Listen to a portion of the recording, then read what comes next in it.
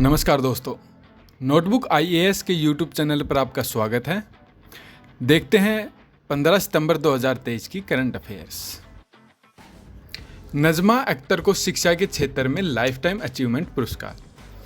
इस पुरस्कार को उन्हें डॉक्टर रघुनाथ अनंत मलेस्कर ने मेकिंग इंडिया एम्प्लॉयबल शीर्षक द्वारा आयोजित ग्रैंड कॉन्फ्रेंस और पुरस्कार कार्यक्रम में प्रस्तुत किया था। नजमा अख्तर जामिया मिलिया इस्लामिया की वाइस चांसलर हैं। इनके नेतृत्व में इस विश्वविद्यालय ने लगातार दूसरे वर्ष विश्वविद्यालय श्रेणी के लिए राष्ट्रीय संस्थागत रैंकिंग फ्रेमवर्क 2023 में अपनी रैंकिंग का तीसरा स्थान बरकरार रखा है। साथ ही दोस्तों आपको बता दें, इस विश्वविद्यालय के 3 छात्र चंद्रयान 3 की टीम में भी हिस्सेदार थे। साथ ही इसके इंजीनियर छात्रों की 6 सदस्यीय टीम ने 8 और 9 अगस्त तक मिनिस्ट्री ऑफ होम अफेयर्स और मिनिस्ट्री ऑफ एजुकेशन द्वारा आयोजित 36 घंटे के साइबर सुरक्षा हैकाथॉन कवच 2023 में जीत हासिल की थी। दोस्तों चलते हैं अगली खबर की ओर। डॉक्टर एएम गोखले पुरस्कार। ब्रिगेडियर संजय कुमार मिश्रा को पुणे में प्रतिष्ठित डॉक्टर एएम गोखले पुरस्कार से सम्मानित किया गया है। दोस्तों आपको बता दें, यह पुरस्कार स्वास्थ्य सेवा में किए गए विशिष्ट योगदानों के लिए दिया जाता है। डॉक्टर संजय कुमार मिश्रा भारतीय सेना के रिसर्च एंड रेफरल अस्पताल में प्रसिद्ध नेत्र रोग विशेषज्ञ हैं। इनके बारे में यह भी दावा किया जाता है कि वह एकमात्र नेत्र रोग विशेषज्ञ हैं जिन्होंने सेवा में रहते हुए श्री रामनाथ कोविंद सहित भारत के 2 राष्ट्रपतियों की सर्जरी की है। दोस्तों अगर आपको याद हो तो हाल ही में एक रिपोर्ट में बताया गया था कि राष्ट्रपति द्रौपदी मुर्मू ने हाल ही में आंखों का मोतियाबिंद का सर्जरी करवाई थी।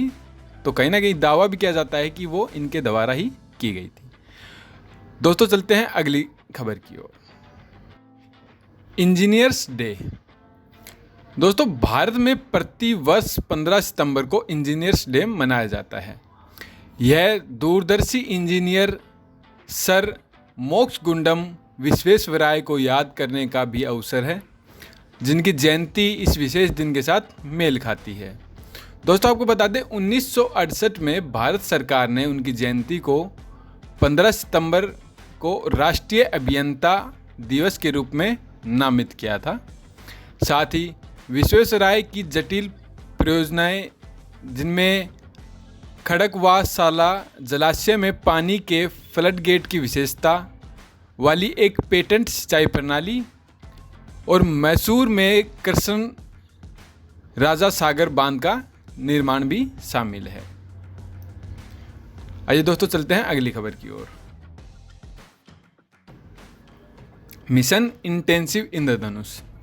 दोस्तों हाल ही में पंजाब सरकार के स्वास्थ्य मंत्री बलबीर सिंह ने मिशन इंटेंसिव इंद्रधनुष 5 को उद्घाटन किया है। यह लॉन्च पंजाब के मोहाली में doctor Bhimrao Ambedkar medical college में हुआ है।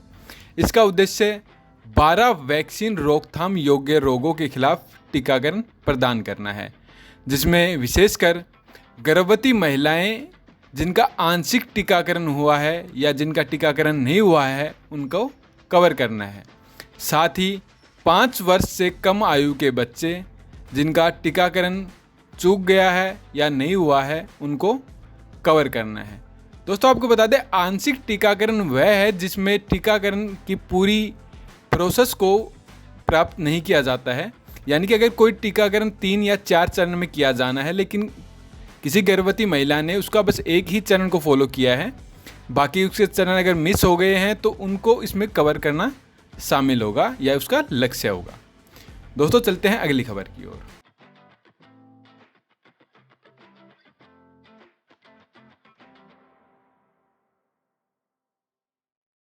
कृषक समृद्धि योजना। दोस्तों उत्तर प्रदेश सरकार ने नंद बाबा मिशन के तहत नंदिनी कृषक समृद्धि योजना शुरू की है। इस योजना का उद्देश्य दूध उत्पादन और डेयरी किसानों की आय बढ़ाने के लिए गायों की नस्ल, विशेष रूप से साहिवाल, गिर, थार पारकर और गंगा 3 में सुधार करना है, जिसके लिए सरकार किसानों को 50% की सब्सिडी प्रदान करेगी। लेकिन दोस्तों उसके लिए कम से कम 25 दुधारू गायों की एक इकाई उनके पास होना ज़रूरी है, जिसकी लागत 62,50,000 रुपये अनुमानित है, जिसमें 50% सब्सिडी उत्तर प्रदेश सरकार प्रदान करेगी। आइए दोस्तों चलते हैं अगली खबर की ओर। हरियाणा फिल्म और मनोरंजन नीति के गवर्निंग काउंसिल का अध्यक्ष। हरियाणा राज्य सरकार ने प्रसिद्ध फिल्म अभिनेत्री मीता वशिष्ठ को हरियाणा फिल्म और मनोरंजन नीति के कार्यान्वयन की देखरेख करने की वाली गवर्निंग काउंसिल के अध्यक्ष के रूप में नियुक्त किया है। यह नियुक्ति प्रिय अभिनेता, निर्देशक और निर्माता सतीश कौशिक के असामयिक निधन के बाद की गई है।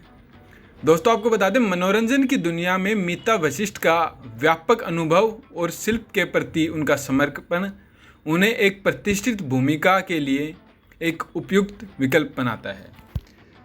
साथ ही दोस्तों उनके प्रभावशाली रिज्यूमे में 43 फिल्में, कई टेलीविज़न धारावाहिकों, वेब सीरीज़ और थिएटर प्रस्तुति में भूमिकाएं उन्होंने निभाई हैं। आइए दोस्तों चलते हैं अगली खबर की ओर। हिंदी दिवस। दोस्तों 14 सितंबर को प्रति वर्ष मनाया जाने वाला हिंदी दिवस भारत के सांस्कृतिक और भाषाई कैलेंडर में एक विशेष स्थान रखता है। दोस्तों आपको बता दें, हिंदी भाषा दुनिया में सबसे ज़्यादा बोले जाने वाली भाषाओं में अपना चौथा स्थान रखती है, जिसमें हिंदी भाषा से ऊपर अंग्रेजी, स्पेनिश और मैंडरिन या मंदारिन भाषा है। दोस्तों दुनिया में मंदारिन भाषा, जो कि चाइना की भाषा है, दुनिया में सबसे ज़्यादा बोली जाती है।